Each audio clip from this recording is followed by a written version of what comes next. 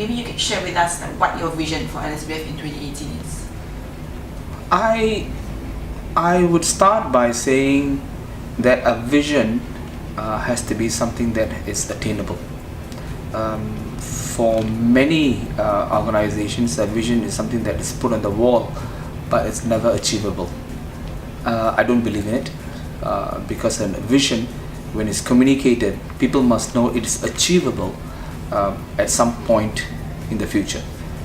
So my vision for London School of Business and Finance is to become a top quality private education provider in the world. And as I see it today, we started this journey some years back, and as I see it today, we are already on our way towards that in some way, in some territories, and especially Singapore is definitely blazing that trail. But definitely we are on the way and tracking it to achieving that vision in a few years to come. That's how I see the vision for London School of Business and Finance. So following up on that, what projects or plans are you excited to see for the year?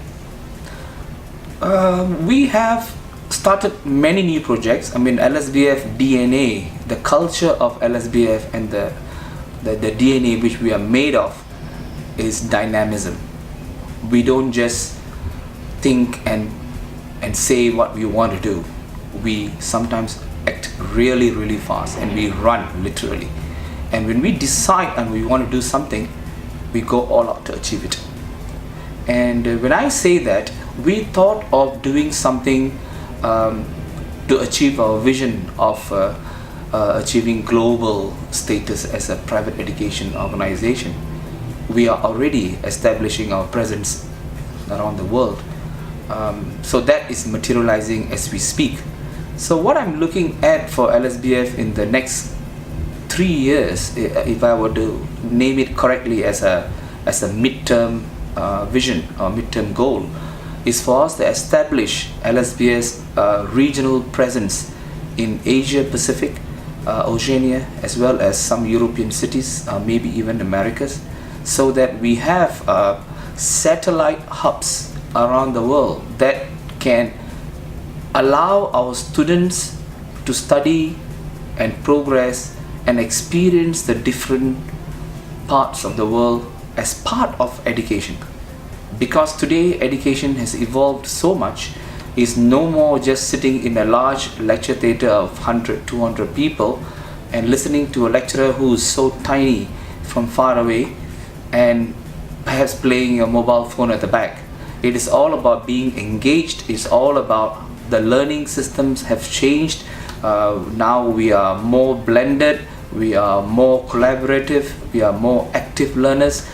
Students have also changed, so they are eager to learn more, and the information is not just on the textbooks anymore. It is also on the mobile phones, on the tablets, on the PCs, and the information is everywhere as we walk in the coffee shops, in the library, with the friends. So the multitude of information has to be garnered, has to be deciphered, as well as then we know what is the right and what is wrong, and the learning takes place.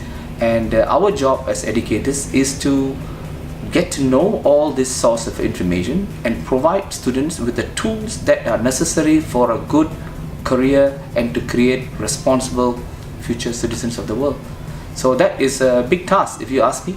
So our vision is to go out there, expand, and talk about the LSBF way of learning. And so that I think we find students who are very uniquely suited to LSBF, especially when it comes to travel and active learning and adventure that is associated with LSBF as a whole.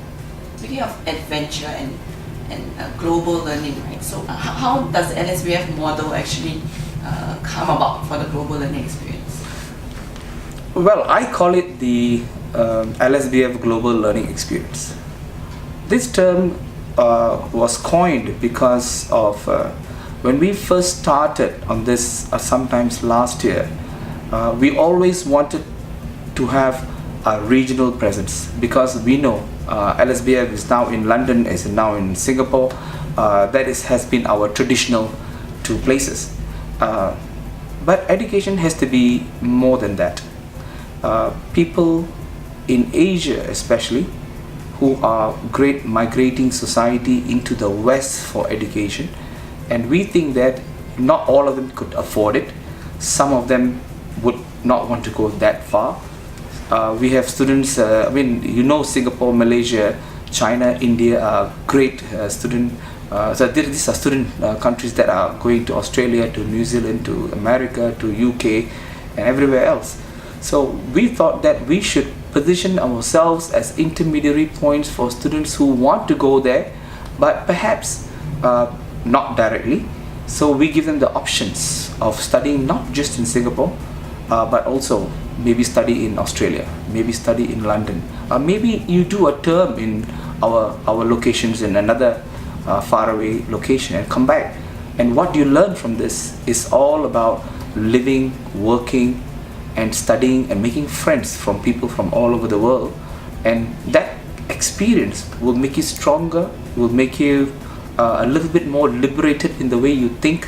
And obviously employees would want to hire someone with that global mindset rather than somebody who is just so Singapore mindset and fixated on Singapore only. So that is why I think sometimes I joke, but I'm actually not joking, is sometimes I want LSBF to be even better than the public institutions. Our graduates will definitely become better one day than our public institutions in Singapore.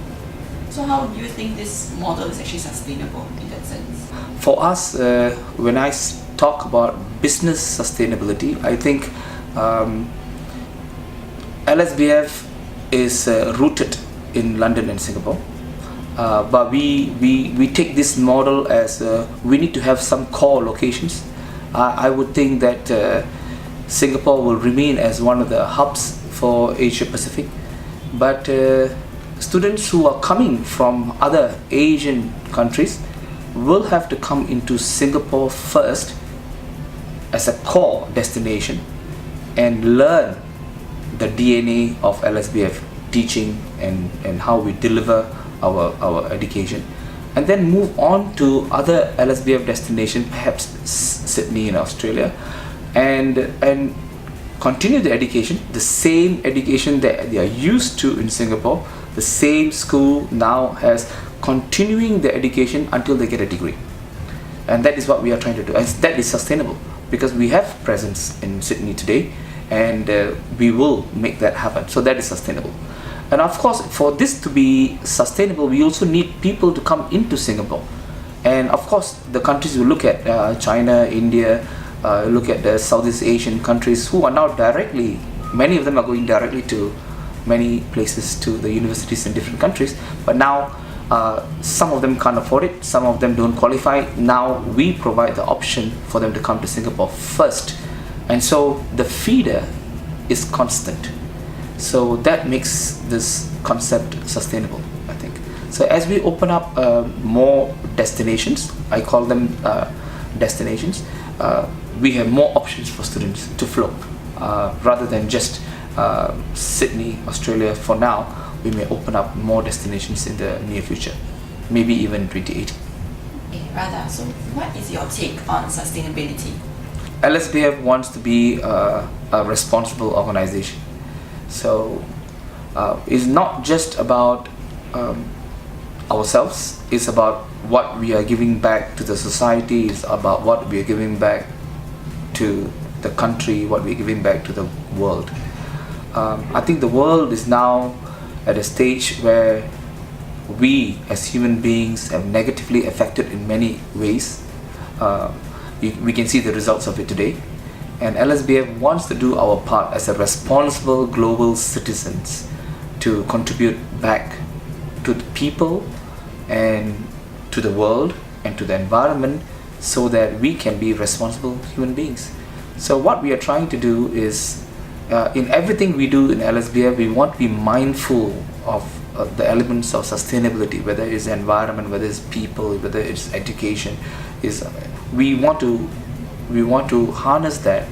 We want to be mindful in delivering our messages to our impressionable students, and we want to make sure they carry the messages and practices that we have put in place, so when they go out of LSBF into their workspaces or to the home countries or to their homes, We want them to spread the message of sustainability, so that this will become an effort that is many times multiplied, so we can get somewhere towards correcting some of the damage that we have done to the world. So that is what we are trying to do. So our effort can be very small, but we have started it. I think that's a good thing that we've done it. It's got nothing to do with business. It's nothing to do with in fact, it's going to cost us a little bit more, but it is for the good cause. And in the long run, I think we will also save in many ways. So we are very careful about our carbon footprint. We are careful about how we contribute to society, because we have a great tool that is education, and what we have to share it as well. So we are going to start with people in our building, then our neighboring buildings, then to people walking below our buildings, and it's something that we can provide, which is education, and we can be given some way free. And that's what we are trying to do. At the same time, we are going to teach them about sustainability and our responsibility as citizens of the world, and that we will do, and that's our commitment to this.